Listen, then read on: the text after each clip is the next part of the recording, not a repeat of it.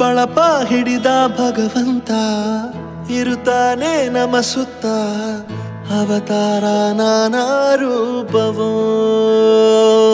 ನಮ್ಮೆಲ್ಲ ಹಣೆ ಬರಹ ತಿದ್ದಿ ಬರೆಯಲು ಕತ್ತಲೆಯಿಂದ ಬಂತ ನಮ್ಮ ಕೈಯ ಹಿಡಿಯುತ್ತ ಕರೆದೊಯ್ದ ಬೆಳಕು ತೋರಲು ನಯವಾಗಿ ಗದರೋದು ನಮ್ಮ ಬೆಳೆಸಲು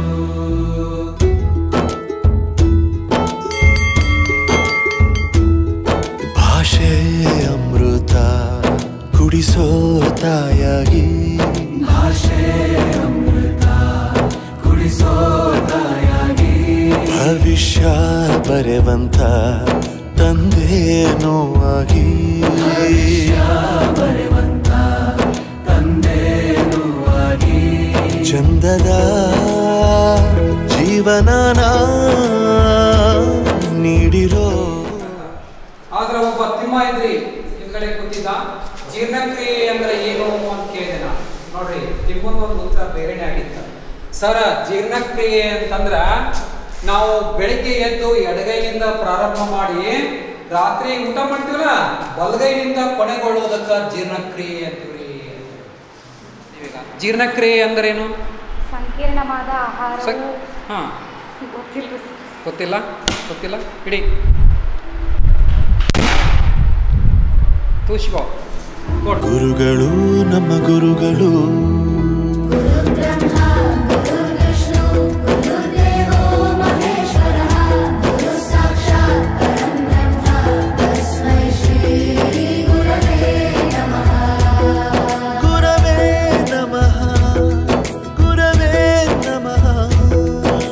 ಬಳಪ ಹಿಡಿದ ಭಗವಂತ ಇರುತ್ತಾನೆ ನಮ ಸುತ್ತ ಅವತಾರ ನಾನಾ ರೂಪವೋ ಎಲ್ಲ ಹಣೆ ಬರಹ ತಿದ್ದಿ ಬರೆಯಲು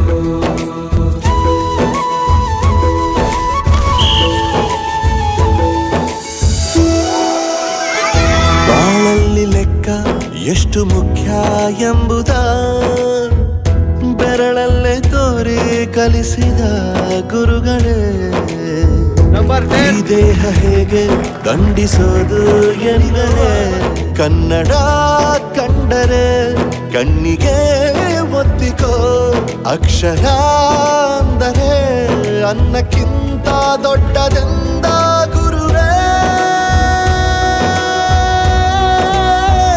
ಪ್ರತಿ ಬಾರಿ ತಾಳ್ಮೆ ಪಾಠ